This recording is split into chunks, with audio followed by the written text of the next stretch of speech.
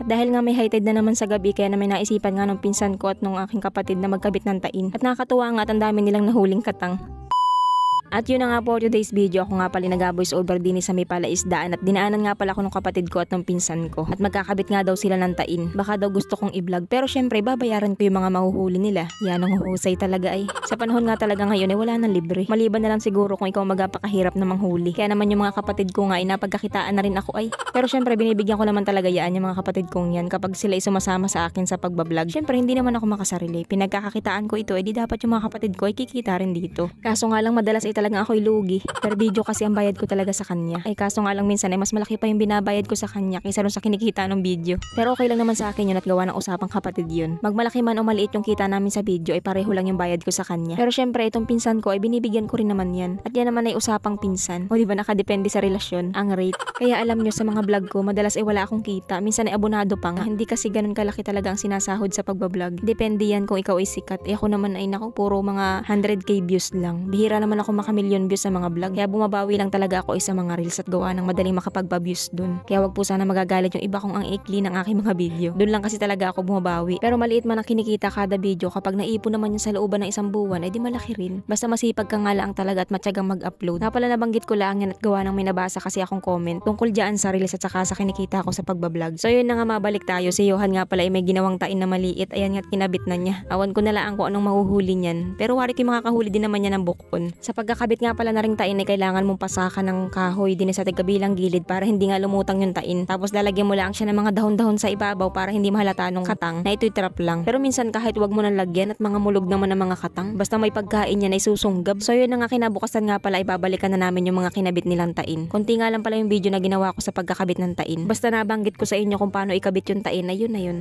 Baka sabihin kasi ng iba ay paulit-ulit na lang ako at gawa na i-vlog ko na rin yan kasi nung nakaraan. Sa bagay ganari lang naman talaga ang takbo ng buhay namin din sa probinsya at paulit-ulit nga laang. Lalo na nga pagdating sa pang-ulam at kahit nga ikay nasa syudad ay paulit-ulit ka na rin na karne ang ulam ay. Oy, bakit parang nagagalit na naman? Pero nung mga bata pa nga kami hindi kami nag-uulam ng katang. Noon dati kami nagkakabit ng tain ay binibenta talaga namin yan. Bago kami pumasok sa school ay dumidiretso kami sa palengke para magbenta ng ganyan. Pinambabao namin. Pero ngayon nga kapag nakakahuli na lang kami ng malaki saka lang namin binebenta. Tapos yung medyo maliit ay inuulam na lang namin. At yun na nga unang pandaw pala ang namin ng tain ay may nahuli na nga agad na katang. Nga pala baka magtaka kayo at bakit ay parang hindi naman dun kinabit yung tain ba't napunta na doon. Nagbago ng pwesto ay ano. Yung mga kinabit kasi naming tain ay hindi nga ako nakasama sa pagpandaw. At itong video na ito ng pagpapandaw namin na ito pa yung kaunahan nilang ikinabit. At di nga lang pala sila nagkabit sa giliran ng pilapil nung nakaraan. At nakakatuwa nga dahil may nahuli na naman. 3 katang at saka isang bukon. Hindi nga lang pala ganun kalalaki pero okay na rin naman yan at pwede na yung ulamin. Masarap yan lahukan ng papaya, agataan. Sabi nga pala nung kapatid ko ay bilhin ko daw at ilagay ko doon sa palaisdaan, palakihin. Kaso nga lang ay hindi yan pwede sa palaisdaan namin. At gawa ng ang palaisdaan namin ay may lambat tapos nagpapakain kami ng lapo. Yung mga pagkain ng lapo na hindi nakain ay pwede siyang tumabi doon sa lambat. Ay naku, kulang pangat-ngatin ng katang yung lambat. Saka pangit din alagaan yung ganyang klase ng katang, yung pula. Kasi nga mahilig magbutas ng pilapil yan. Hindi sila tulad ng mga berde, yung banhawin kung tawagin. Yun talagang kadalasang inaalagaan sa palaisdaan. At saka mura lang pati ang presyo niya kumpara doon sa banhawin. So yun na nga at nagkabit din pala sila sa gitna ng lalauhan. Akala ko hindi nila ang sa giliran. So yun na nga at parang itong pang-apat nilang tain ay walang huling katang. Puro bukon ang laman. Matigas nga pala ang laman itong bukon. Pero masarap nga yan kahit matigas ang laman. Basta mataba. Tapos itong ang panlima ayun kita ko na agad na may nahuling katang. Yung pangatlo nga pala nilang tain ay parang 4 ata ang huli or 5. Ano ba yan? Hindi ko sure.